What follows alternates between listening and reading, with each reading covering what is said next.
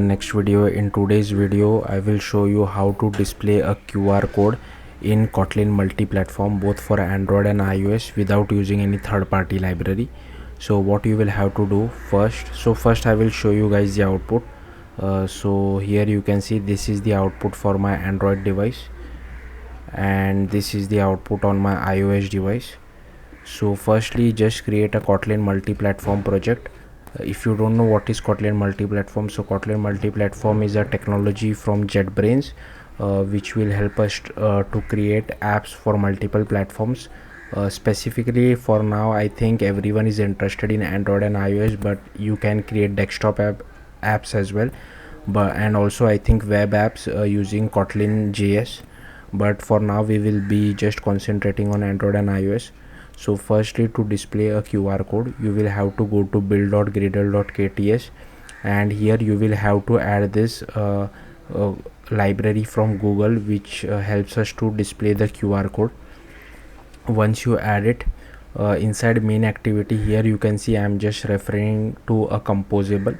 So we by default Kotlin multi-platform gets configured with Jetpack Compose. So here I have created my composable, and if you go over here you can see that I'm inside the scaffold. I have added one column to take the maximum width and height, and I have arranged it center at the center both horizontally and vertically. And here you can see I'm just displaying an image, and here you can pass whatever text you want to display inside your QR code. So here I'm just passing a normal image, and here I'm passing the content description which you can add whatever you want to, and this is the actual code for generating the QR code. So first you have to define a size, and next this is the hints. Next we have to generate a bits using QR code reader and encode it, and here you can see the barcode format is QR code. If you want it to be a different format, you can specify that as well. So there are a bunch of formats. I have kept it simple. Next, from that we generate a bitmap. So here again like I have just copy pasted this code from the documentation, but if you want to change the color of your QR code, you can change it over here as well. And then we just convert that bitmap as an image bitmap and just display it over here. That's how simple it is. Now for iOS, just open your iOS project inside Xcode, and here inside content view, firstly you will have to import core image.ci filter built-in.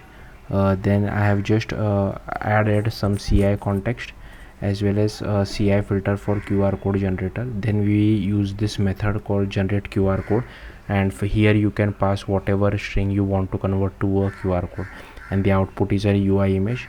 Then first we assign the filter.message by converting the string to a data format, and here we generate the output image. So we will get our UI image from this, and if we fail to generate any image, then we are just displaying a default image, and if even that fails, then we just display a UI image. So here you can see that I'm just passing generate QR code function inside over here. Then we add this interpolation none so that our QR code will look sharp, and then we just apply a resizable property as well as scale to fit, and here you can change the frame width and height according to your needs.